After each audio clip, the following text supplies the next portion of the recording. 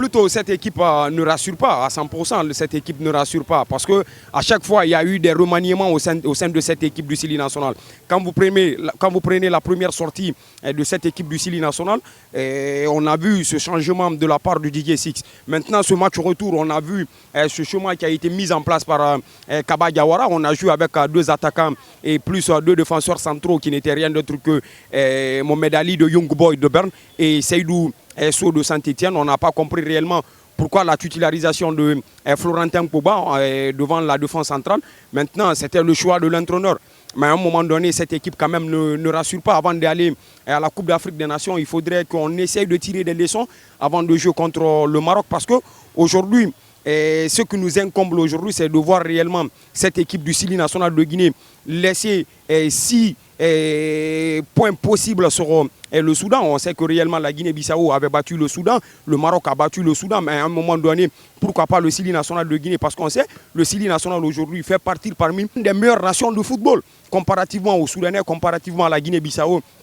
Mais quand même, moi, je pointe du doigt à la Fédération guinéenne de football, y compris même au ministère des Sports, parce qu'aujourd'hui, au sein de cette équipe, au sein de l'encadrement de cette équipe du Sili national de Guinée, le discours de l'entraîneur, ça ne passe pas au sein du vestiaire. Mais à un moment donné, il faudrait que réellement chaque partie revienne sur une table pour dire réellement c'est des points essentiels. Mais aujourd'hui, on laisse l'entraîneur faire son choix, on laisse l'encadrement technique envoyer des joueurs de pêle-et-mêle. Je pense que c'est un peu compliqué. Il faudrait, à ce stade de la compétition, je sais que réellement les éliminatoires de la Coupe du Monde, c'est déjà terminé, même si mathématiquement on n'est pas du tout éliminé.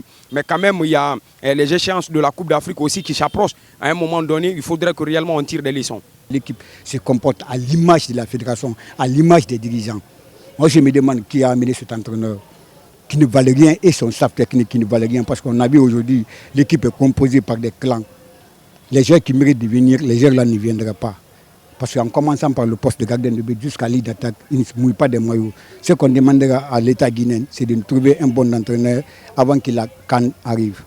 C'est ça que j'ai à dire parce que l'équipe se comporte très mal et nous on a beaucoup de tension. C'est pour ça qu'on ne regarde pas le match de Sili actuellement. Moi, ce que je vais condamner, c'est l'entraîneur. On n'est pas un bon entraîneur. Sinon, on a fait combien de matchs nuls.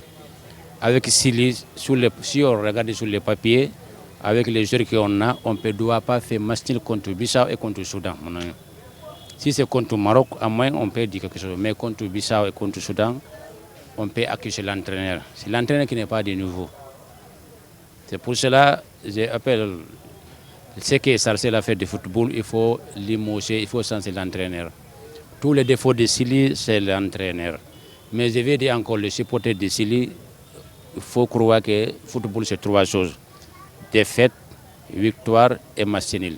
Même Nigeria, une grande nation, ils sont battus à domicile. Mais en tout cas, on est derrière Sili quand même. Mais tous les défauts là, c'est l'entraîneur. Il faut voir les premiers matchs face à Soudan. On a classé le Morlaï Silla et Madi. En deuxième mi-temps, on a enlevé Madi, on a enlevé Morlaï, on a remplacé par Diawara et Nabi Keita. Mais pourquoi les 4 là ne sont pas ensemble? C'est interdit, les 4 là ne sont pas ensemble et ne sont pas à même poste. Pourquoi les 4 là ne sont pas en même temps? En tout cas, les défauts de Chili, c'est l'entraîneur. Moi, je vois le match de Chili. Nos joueurs ne s'y donnent pas. Quand ils sont en Europe, ils jouent très bien. Mais quand ils viennent chez nous ici, vraiment, on ne voit pas leurs performances qu'ils font à l'étranger. Vraiment, ça nous décourage vraiment.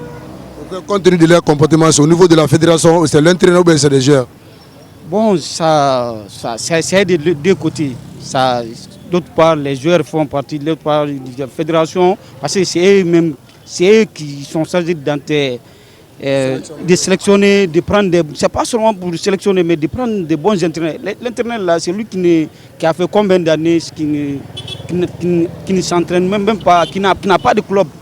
On amène ici. Donc ici, la Guinée veut réellement avoir des grandes... S'il veut participer à des grandes compétitions, on doit envoyer des entraîneurs rigoureux qui peuvent mettre la pression sur les joueurs. Là, peut-être ça peut marcher. Ben écoutez, moi je pense que l'entraîneur a mis ce qu'il pouvait mettre en place. L'équipe du Chili de Guinée, ça ne mouille pas le maillot. Ça mouille pas le maillot. On a eu des possibilités, mais malheureusement, ça manque beaucoup plus de détermination encore dans le groupe et la positivité surtout. Voilà. Sinon, le match est fini encore en match nul. Donc je pense qu'il y a une égalité, il y a toujours des erreurs. Il y a toujours des erreurs qui nous coûtent toujours la Nivaquine. Donc moi je pense que c'est un bilan qui n'est pas positif.